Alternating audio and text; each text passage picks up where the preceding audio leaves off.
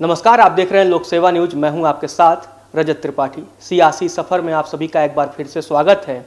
आज हमारे साथ अपने सफ़र की बातचीत करने के लिए बीजेपी के राष्ट्रीय प्रवक्ता गोपाल अग्रवाल जी मौजूद हैं। तो चलिए उन्हीं से पूछते हैं कि उनका अब तक का सियासी सफ़र कैसा रहा है। हमारे साथ जुड़ने के लिए आपका बहुत बहुत स्वागत है। नमस्कार। आज आप बीजेपी के राष्ट्रीय प्रवक्ता हैं। इस जर्नी की शुरुआत कहाँ से हुई? देखिए, ये बहुत लंबी मेरी जर्नी है और राष्ट्रीय स्वयंसेवक संघ आरएसएस में मैं बचपन से काम करता रहा और मेरे पिताजी राष्ट्रीय स्वयंसेवक संघ में बड़े कई पदों पे रहे और उसके पहले वो भोपाल में जब हम थे तो राजनीति में भारतीय जनसंघ में भी उन्होंने कुछ वर्ष काम किया। तो शाखा में जाना बचपन से रहता रहा और संघ के अलग अलग कार्यों से जुड़ा रहा। सन 1975 में सबसे पहला मेरा बड़ा जीवन में मोड़ आया जब श्रीमती इंदिरा गांधी ने जो इमरजेंसी में आपातकाल की घोषणा कर दी थी और सारे अपोजिशन लीडर्स को जेल में डाल दिया था, प्रेस को सेंसरशिप कर दी थी और इमरजेंसी पूरी देश में लगा के सारे जनतांत्रिक सारे जो अधिकार हैं वह लोगों के ख़त्म कर दिए थे। तो उसके खिलाफ राष्ट्रीय स्वयंसेवक संघ ने आपातकाल संघर्ष समिति का निर्माण कर एक संस्था बना के, एक प्लेटफॉर्म बना के एक जन आंदोलन शुरू किया था। तो उसमें मैं, क्योंकि मेरी प्रजातंत्र के मूल्यों में बहुत बचपन से बहुत विश्वास रहा है और मैं मानता था कि भारत का विकास तभी संभव है जब यहाँ पे प्रजातंत्र अच्छी तरह से मजबूत जो बना है उसकी जड़ें और मजबूत हो। तो इमरजेंसी को मैं प्रजातंत्र का हत्यारा मानता था, तो इसलिए मैंने उसके खिलाफ 1975 में सत्याग्रह किया था और 19 नवंबर 1975 को इंदिरा गांधी जी का जन्मदिन था और फखरुद्दीन अली अहमद जी के नेतृत्व में एक बाल दिवस टाइप का कार्यक्रम बच्चों का नेशनल स्टेडियम में उन्होंने ऑर्गेनाइज किया था। तो उसमें मैंने अपना सत्याग्रह किया था। तब मैं 8वीं कक्षा का विद्यार्थी था इंदिरा गांधी के खिलाफ, इमरजेंसी के खिलाफ, और मुझे पकड़ लिया गया और मुझे जेल में रखा गया। चिल्ड्रन जेल थी उस वक्त अंबेडकर स्टेडियम के पीछे।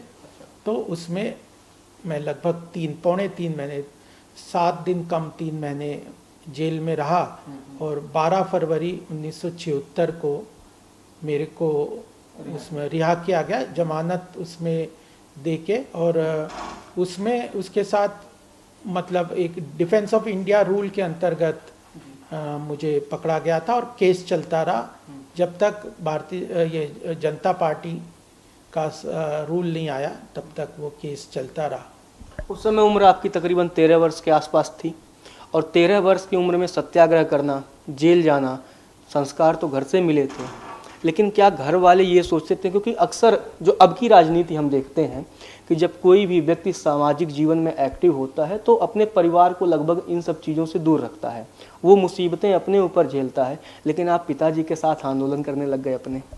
नहीं, बिल्कुल, मेरे पिताजी ने बचपन से मुझे शाखा पे लेके गए। हमारे घर पे जो भाजपा के और जो राष्ट्रीय स्वयंसेवक संघ के सारे अधिकारी लोग आते रहते थे और रेगुलर एक्टिविटीज़ हमारे यहाँ चलती थी। मेरे पिताजी प्रोफेसर थे लेडी हार्डिंग मेडिकल कॉलेज में और वो भी बचपन से संघ से जुड़े रहे, जनसंघ, भारतीय जनसंघ से भी जुड़े रहे।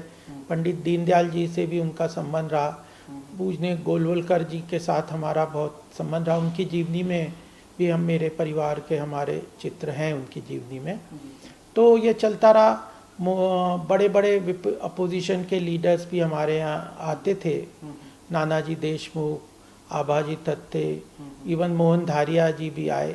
2-3 बार रामनाथ गोइंका जी भी हमारे घर इमरजेंसी में आए, क्योंकि उन सब के साथ संपर्क के साथ मुझे लगा कि जिस तरह से इमरजेंसी में प्रजातंत्र को ख़त्म करने का प्रयास है, अगर सब लोग जागरूक नहीं हुए तो भारत से प्रजातंत्र खत्म हो जाएगा।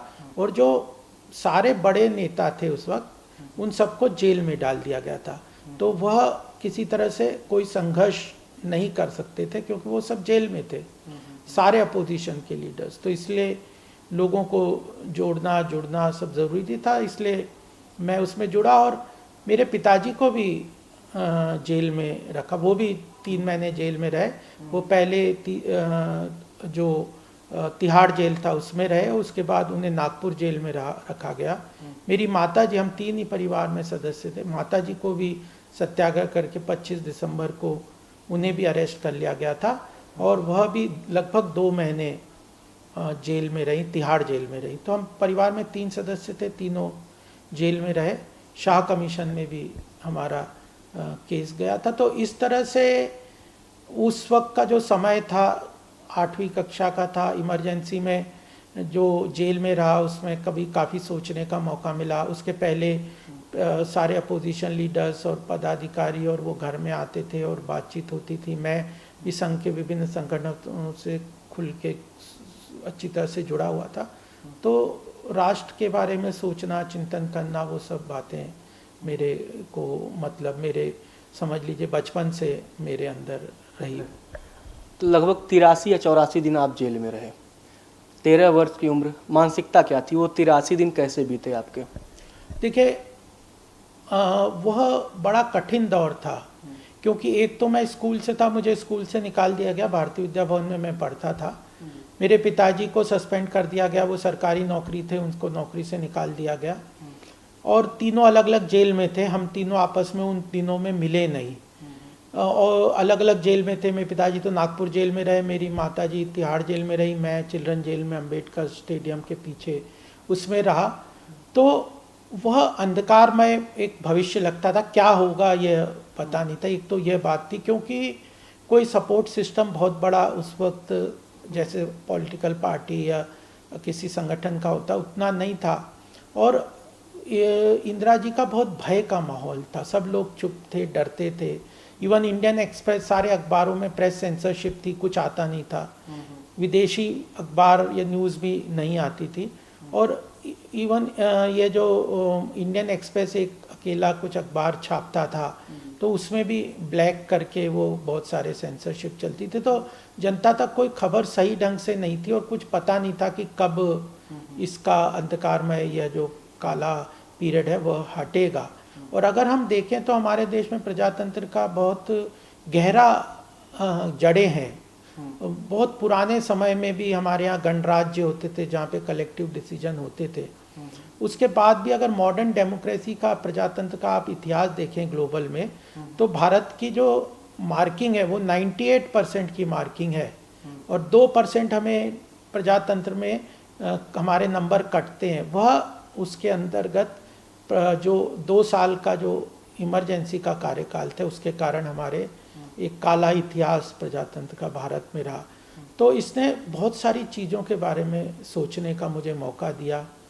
मुझे ये लगा, और जब इस संघर्ष से निकल के हम विजय हुए, इतने अंधकारमय समय से निकल के, लगता नहीं था कि विजय प्राप्त होगी, हम शायद जेल में ही पड़े रहेंगे हर वक्त। लेकिन जब निकले, संघर्ष हुआ, इलेक्शन हुआ, और भारतीय जो लोग हैं, जो भारत की जनता है, उसने 2 साल में 1978 के कार्यकाल में ही पूरी तरह से जो इमरजेंसी में इंदिरा गांधी तक को हरा के ख़त्म, मतलब उसका हरा दिया और हटा दिया। तो वह अपने आप में भारतीय प्रजातंत्र की जनता में कितनी जड़ें गहरी है, वह स्पष्ट रूप से ध्यान में आई। और उस विजय का उल्लास मान लीजिए, या उस आत्मविश्वास मान लीजिए कि प्रजातंत्र की जड़ें भारत में गहरी है, जनता बहुत जागरूक है, उसको लीडरशिप मिलेगी तो वह जागरूकता से किसी भी चीज़ को ठीक करने में सक्षम है। तो यह बातें बहुत महत्वपूर्ण थी, जो मुझे उस वक्त सोचने, समझने और जानने और जीवन में उतारने में मौका मिला। जब जेल से आप बाहर आए, फिर उतने दिनों के अंधकार के बाद माताजी, पिताजी सबसे जब मुलाकात हुई, तो क्या चर्चाएं हुई कि अब राजनीति या सामाजिक जीवन में ही आगे बढ़ते जाना है, या कुछ ऐसा लगा उनको एक पल के लिए कि मैं तो सामाजिक जीवन में आंदोलन कर रहा हूँ, उसका खामियाजा कहीं मेरे बेटे को न भुगतना पड़े? ऐसा कुछ प्रभाव पड़ा उस समय? नहीं, देखिए, खामियाजा तो बहुत दिक्कत तो हुई। मान लो हमें 3 साल तक मेरे पिताजी को सस्पेंड कर दिया गया, सरकारी कर्मचारी थे, नौकरी की तनख्वाह जो मिलती थी उससे ही घर चलता था, वह सारी समस्याएं हुई, सेविंग्स ख़त्म हो गई। बाद में फिर 50% सैलरी सस्पेंशन में मिलने लग गई थी, जो भी थी। लेकिन कई तरह की समस्याएं रही, लेकिन उस वक्त हम राजनीति में उतने सक्रिय नहीं थे। मेरे पिताजी तो तब तक राष्ट्रीय स्वयंसेवक संघ सामाजिक जीवन में सक्रिय रहे और मैं भी अलग अलग संस्थानों में ये राष्ट्रीय स्वयंसेवक संघ के संगठनों में काम करता रहा। अंतर्राष्ट्रीय सहयोग परिषद में काम किया, सेवा भारती में काम किया, भारत विकास परिषद में अलग अलग पदों पे काम किया, अखिल भारतीय विद्यार्थी परिषद में भी कुछ तरह काम किया, विकास भारती ट्राइबल एरियाज में बिशुनपुर जैसे जगहों पे रह के मैंने काम किया। तो सामाजिक क्षेत्र में जो सेवा के कार्य थे उनमें ही हमारा पूरा परिवार ज़्यादा एक्टिव था। सन 2000 तक, जब तक कि मेरा सीए नहीं हो गया और मैं मतलब 1990 में कॉलेज बीकॉम ऑनर्स हंसराज से करने के बाद, जब मैं सन 1990 में मेरा चार्टर्ड अकाउंटेंसी कंप्लीट हुई, उसके बाद 10 वर्ष तक मैंने देखा कि जीवन में एक महत्वपूर्ण होता है आर्थिक रूप से सक्षम होना। तो मैंने पढ़ाई भी की, उसके बाद फिर समाज का काम तो थोड़ा बहुत सारा जितना समय मैक्सिमम था वो करते थे, शाखा लगाना, ये सब करना, अपने अपने क्षेत्र में काम करना, लेकिन आर्थिक रूप से भी अपने आप को सक्षम बनाने का भी मेरा लक्ष्य था। तो 1990 में जब मैंने चार्टर्ड अकाउंटेंसी ख़त्म की और सन 2000 तक 10 वर्ष तक मैंने अपने आर्थिक रूप से स्वतंत्र जीवन यापन का पूरा प्रयास करके मैंने अपना सन 2000 में मैं राजनीति में आया। मैं लिखता था, अखबारों में लिखता था, लिखने लग गया था मैं, मुझे शौक था। इंडियन एक्सप्रेस मेरे अखबार में आर्टिकल छापता था, तो मेरे 1-2 आर्टिकल अरुण जेटली जी को बड़े पसंद आए। उस वक्त 2000 की बात है जब भारतीय जनता पार्टी का पहले सत्ता थी अटल जी के टाइम में। अरुण जी कॉमर्स मिनिस्टर थे। मैंने 1-2 WTO ऐसे कई आर्टिकल लिखे, राम जन्मभूमि पे भी। तो जना जी को भी उनके ध्यान में आया, उनको पसंद आया, तो उन्होंने मुझे बुलाया कि तुम राजनीति में आ जाओ, तुम लिखते हो। तो मैं आया, मिला भी, अरुण जी भी थे उस वक्त, मैं उनसे मिला, जना जी अध्यक्ष थे भारतीय जनता पार्टी के। तो मुझे लगा मैं राजनीति में क्या मुझसे एक्सपेक्ट करते हैं। तो उस वक्त उन्होंने कहा कि हम एक ये जो इंटेलेक्चुअल सेल, प्रबुद्ध प्रकोष्ठ हमने बनाया है और हम उसमें ऐसे ही लोगों को जोड़ के चलना चाहते हैं, तुम उसको ज्वाइन कर लो, आया करो। तो मैंने ज्वाइन कर लिया और मैं 2000 में जना कृष्णमूर्ति जी के टाइम में भारतीय जनता पार्टी को ज्वाइन किया। उनके साथ काफ़ी काम किया, लिखता हुए तो रहता था, मीटिंग भी करता था। तो उसी वक्त अरुण जी के साथ बहुत संपर्क आया। अरुण जी ने कहा कि तुम्हारा बैकग्राउंड इकोनॉमिक्स का है, एजुकेशन बैकग्राउंड इकोनॉमिक्स का है, तुम लिखते हो आर्थिक विषयों पे, तो तुम इकोनॉमिक सेल हम जो बनाया है उसको, उन्होंने मुझे उसका सदस्यता के लिए मुझे प्रोत्साहित किया और उन्होंने कहा इसमें बन जाओ। तो मैं फिर इकोनॉमिक सेल में आ गया, आर्थिक प्रकोष्ठ में। इस तरह धीरे धीरे आगे बढ़ता रहा। अरुण जी के साथ कई जगहों पे मैंने, जब वो दोबारा जब 2014 में बने ये फाइनेंस मिनिस्टर, तो उनके साथ बहुत काम किया। उसके बीच में मैं चार्टर्ड अकाउंटेंट सेल का अध्यक्ष रहा राजनाथ जी के पहले कार्यकाल में। उसके बाद नितिन जी आए तो उन्होंने मुझे आर्थिक प्रकोष्ठ बनाया था, उसका जो थे उसका अध्यक्ष बना दिया, राष्ट्रीय अध्यक्ष। फिर उसके बाद अपना फिर से राजनाथ जी आए तो उनके दूसरे कार्यकाल में मेरे को उन्होंने राष्ट्रीय कार्यकारिणी का सदस्य बनाया भाजपा का, और अलग अलग जिम्मेदारी पार्टी में कार्य के देते रहे, ट्रस्ट का, सोसाइटीज़ का, और इकोनॉमिक पॉलिसी फॉर्मुलेशन का, एग्रीकल्चर ग्रुप का, इस तरह के काम में करता रहा। और फिर अपना आदरणीय अमित शाह जी जब बने सन 2014 के बाद राष्ट्रीय अध्यक्ष, तो उन्होंने 2015 में मुझे राष्ट्रीय प्रवक्ता आर्थिक विषय की जिम्मेदारी दी। तो मैं उनके साथ, अमित जी के साथ काफ़ी काम करता रहा। और अब दोबारा श्री नड्डा जी ने, हमारे करंट में जो अध्यक्ष हैं, उन्होंने मुझे फिर से ये जो जिम्मेदारी दी है ये जो राष्ट्रीय प्रवक्ता की, तो मैं इस कार्य को कर रहा हूँ। बखूबी निभा रहे हैं। हाँ, बहुत काफ़ी लिखता तो हूँ ही। मेरे पिछले 2014 से लेके 19 तक लगभग 72 आर्टिकल्स जो हैं हिंदी, इंग्लिश, आर्थिक विषय से जुड़े हुए अलग अलग अखबारों में पब्लिश हुए हैं। और वो सारे मैं खुश है कि भारतीय जनता पार्टी ने अपनी वेबसाइट पे मेरे हर आर्टिकल को पूरा उसमें डाला हुआ है, और वह एक 2014 से लेके 19 तक की आदरणीय मोदी जी की पूरी जर्नी के बारे में अलग अलग स्तर पे मेरे सभी विषयों पे आर्टिकल हैं, चाहे उनका विदेश नीति पे हो, चाहे आर्थिक नीति पे हो, चाइना की एक तरफ पॉलिसी हमारी हो, या ओबीसी कमीशन की बात हो, यूनिफॉर्म सिविल कोड की बात हो, राम जन्मभूमि की बात हो, अलग अलग हमारे भ्रष्टाचार के निवारण की बात हो, जल के इश्यूज पे, तो इन सब पे मैंने विषयों पे लिखा है। और मैं मानता था कि नितिन जी के साथ भी काफ़ी चर्चा होती रहती थी, उस वक्त अमित शाह जी से भी होती थी, कि सामाजिक या राजनीतिक कार्यकर्ता के लिए महत्वपूर्ण है कि उसके सामाजिक जीवन का अच्छा कंटेंट उसके पास होना चाहिए। तो मैंने समाज के उत्थान और उसके विकास के लिए कई तरह के कार्य करे हैं, और अभी भी मैं कंटिन्यूअसली उन कार्यों को करता रहता हूँ अलग अलग संगठनों के माध्यम से। जी। एक बात आपने कही कि 1990 से लेकर के सन 2010 तक आप अपने आप को आर्थिक तौर पे मजबूत बना रहे थे, तो क्या उस दौरान आपने कोई सीए फर्म वगैरह खोल रखा था या कहीं जॉब कर रहे थे आप?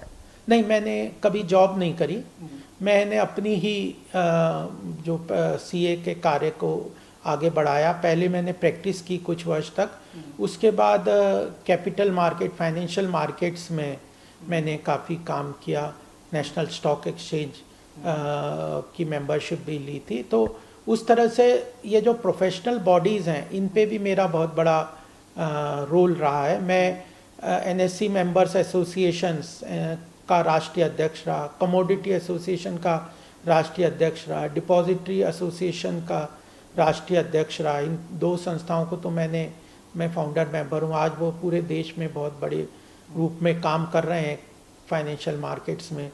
फिर पीएचडी चैम्बर ऑफ कॉमर्स की विभिन्न कमेटियों में भी मैं रहा, और उसमें मैनेजिंग कमेटी में अभी भी मैं सदस्य हूँ, ना इनवाइटेड सदस्य हूँ, लेकिन उसकी मैनेजिंग कमेटी में मैंने काम किया।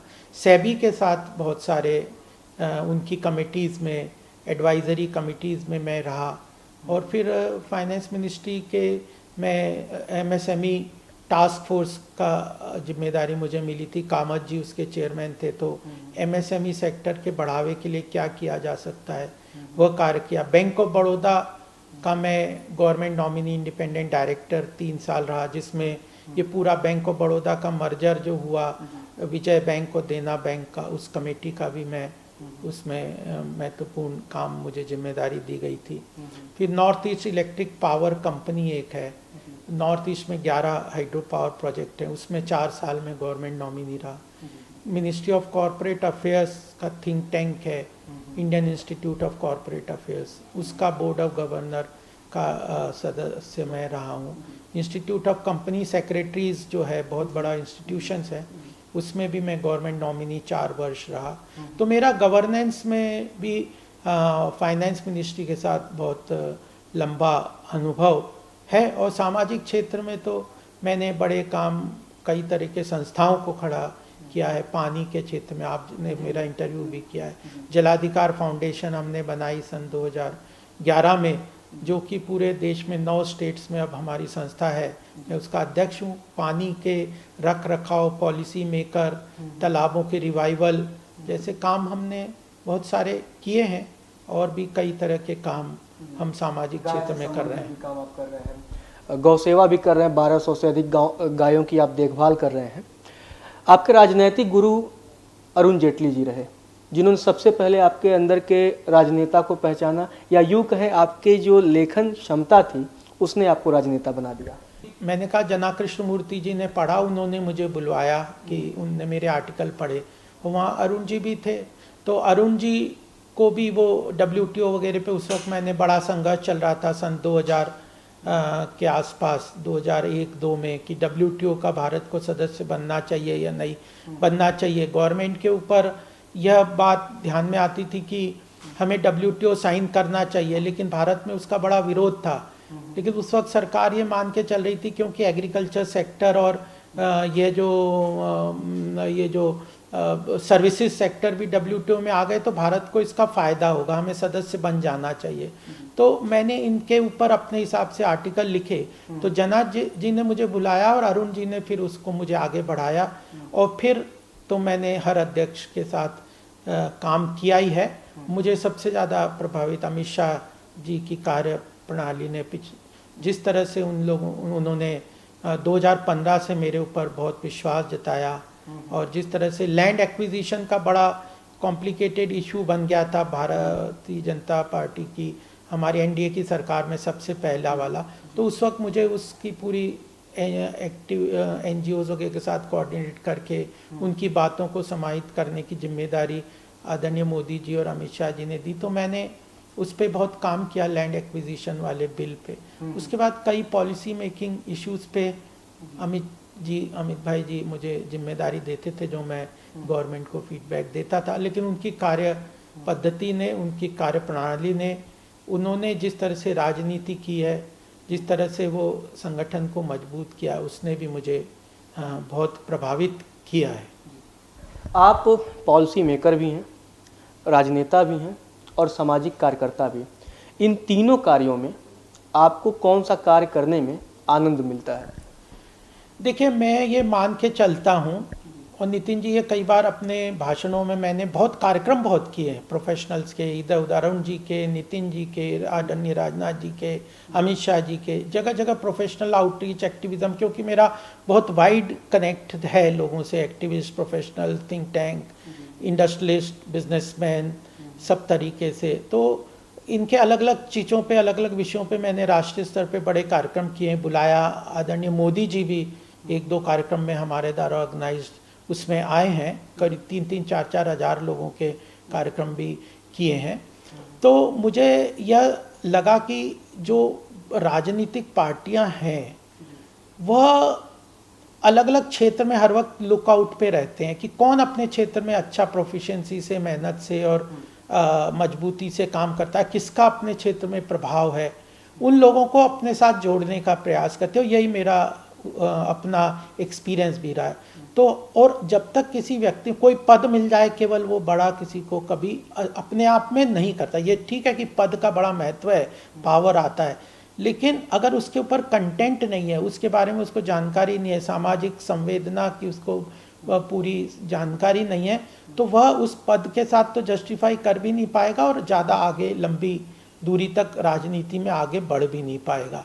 बहुत ज़्यादा उसको समाज की समस्याओं के बारे में, इतिहास के बारे में, उसको विश्व के स्तर में जो डेवलपमेंट्स हो रहे हैं उसके बारे में, इन सब चीज़ों की अपने संग, मतलब जो हमारा पूरा विचार परिवार है, उसकी जानकारी बहुत ज़रूरी है, तभी वो उस पर आगे बढ़ सकता है, नहीं तो वह छूट जाएगा। और इन जानकारी के अलावा जब ग्राउंड लेवल पे आपने समाज के अलग अलग क्षेत्रों में काम किया है, तो पॉलिटिक्स अपने आप में बाई प्रोडक्ट मैं मानता हूँ होता है सामाजिक चेतना का, सामाजिक जागरूकता का, सामाजिक कार्य का। तो अगर आपने इन चीज़ों में काम किया है तो आपके को राजनीति में ज़्यादा सफलता मिलेगी, जनता से ज़्यादा जुड़ाव रहेगा और संगठन के लिए आप ज़्यादा यूज़फुल रहेंगे।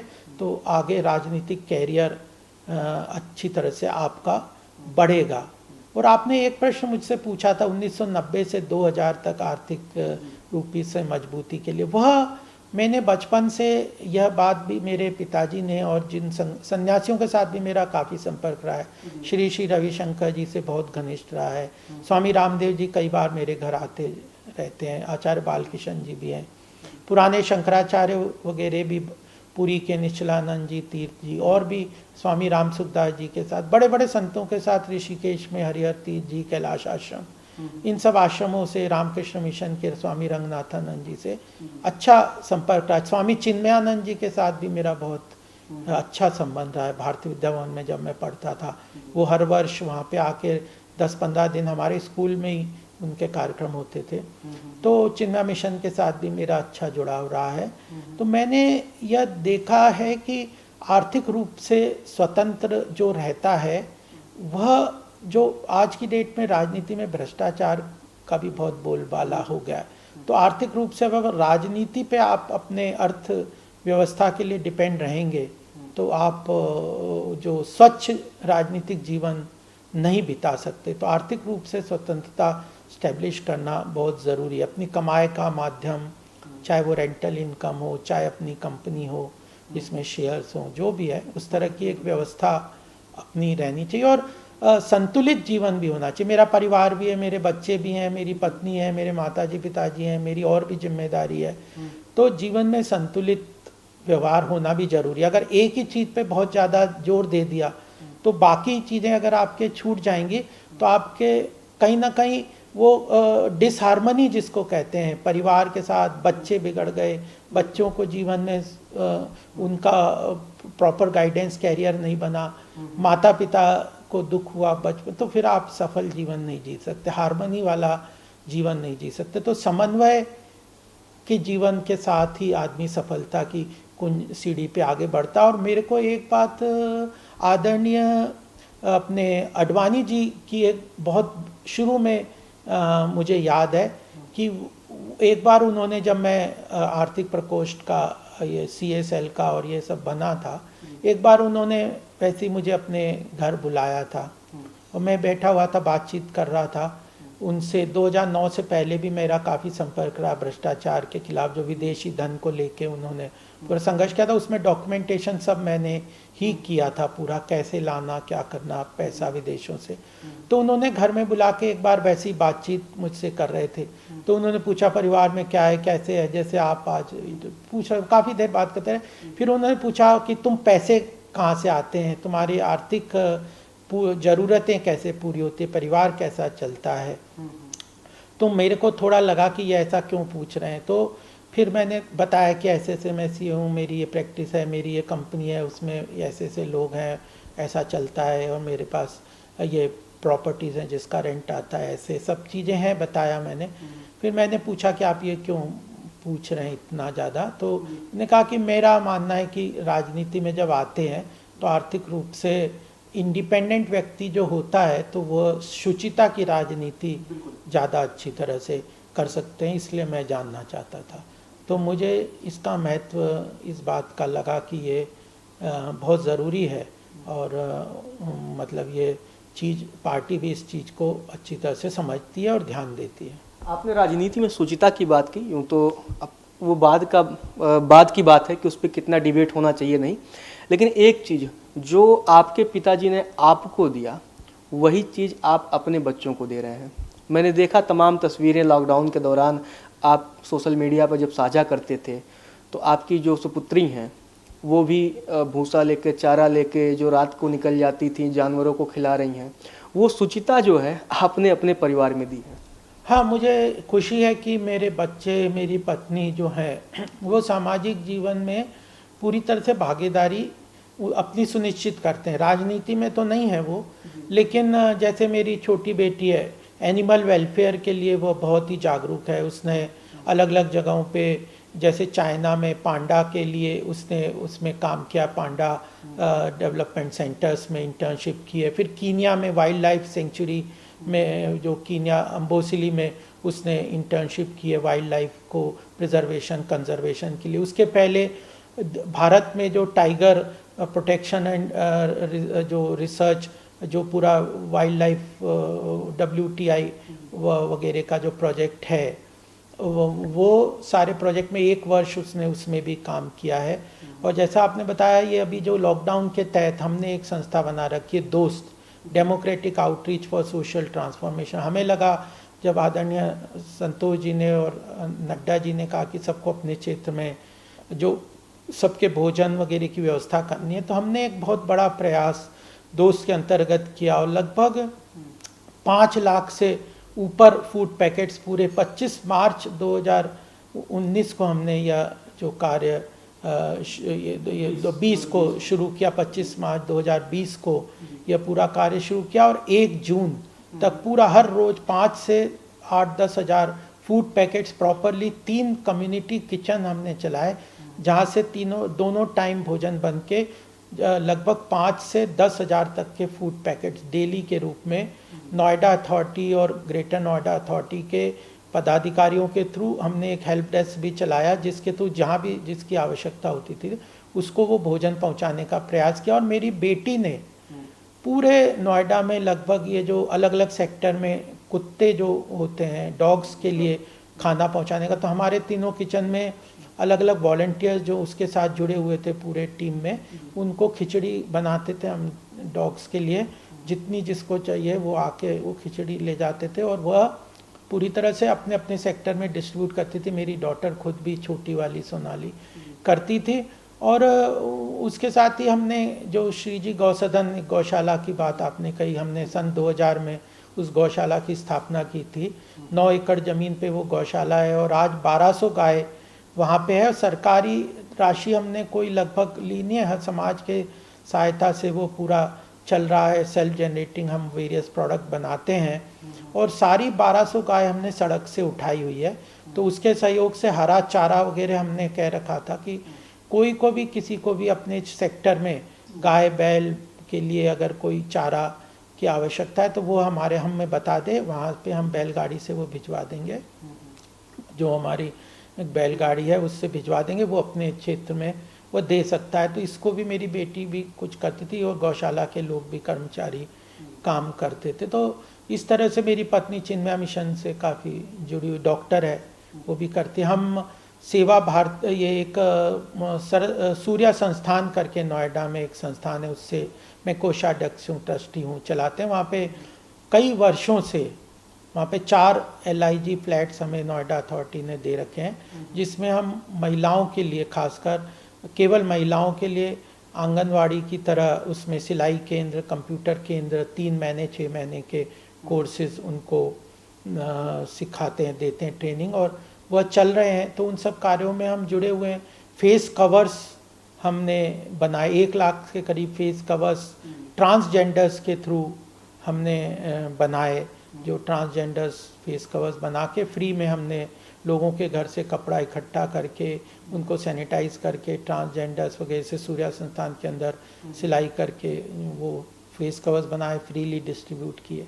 ऐसे कई काम हमने किए। इनेक्टस करके मेरी बड़ी बेटी पढ़ाती है, तो इनेक्टस एक दिल्ली यूनिवर्सिटी का प्रोजेक्ट है जिसमें सोशल एंटरप्रेन्योरशिप के प्रोजेक्ट हैं। उसमें स्टूडेंट्स को कॉलेजेस के जोड़ते हैं, चाहे गौशाला हो चाहे सूर्या संस्थान हो। और हमारे जलाधिकार वगैरह के प्रोजेक्ट में वाटर, ये जो टैंक्स वगैरह के रिवाइवल के प्रोजेक्ट्स हैं, उसमें हम बहुत सारे लोगों को वॉलंटियर के रूप में जोड़ते हैं। तो ये जो 4-5 संस्थाएं हैं, जैसे श्री जी गौसदन है, जो जलाधिकार फाउंडेशन है, सूर्या संस्थान है, दोस्त है, ऐसे सब संस्थानों के थ्रू हम लोगों ने लोगों को, वॉलंटियर्स को अलग अलग कार्यों में जोड़ते रहें। चलिए, आपको बहुत बहुत शुभकामनाएं। आप ऐसे ही सामाजिक कार्य करते रहिए और जब टीवी डिबेट में भाजपा का पक्ष रखिए तो आप अच्छे करते रहिए। भविष्य में आपको कोई और बड़ी जिम्मेदारी मिले, इसके लिए आपको बहुत बहुत शुभकामनाएं। और हमें आपने समय दिया, इसके लिए बहुत बहुत आपका आभार, पुनः आभार। तो गोपाल जी ने एक बात कही, उसको मैं दोहराना चाहता हूँ कि अगर आप आर्थिक तौर पर सशक्त होंगे, उसके बाद राजनीति में आएंगे, तो शायद आप राजनीति को कमाई का जरिया न बनाइएगा, सेवा का जरिया बनाइएगा। और राजनीति में शुचिता का होना बहुत ज़रूरी है, क्योंकि जब सामाजिक विज्ञान में आप राजनीति की परिभाषा पढ़ेंगे तो उसमें भी है, किसी भी लक्ष्य की प्राप्ति के लिए शुचिता पूर्वक किया गया कार्य ही राजनीति है। लेकिन अभी क्या है कि किसी भी लक्ष्य की प्राप्ति के लिए कुछ भी करके पा लीजिए, वो राजनीति है जो मौजूदा परिप्रेक्ष्य में चलती है। फिलहाल के लिए इतना ही। आप देखते रहिए लोक सेवा न्यूज। अगली कड़ी में किसी और राजनेता के सियासी सफर में चर्चा करते हैं, उनकी बातें सुनते हैं।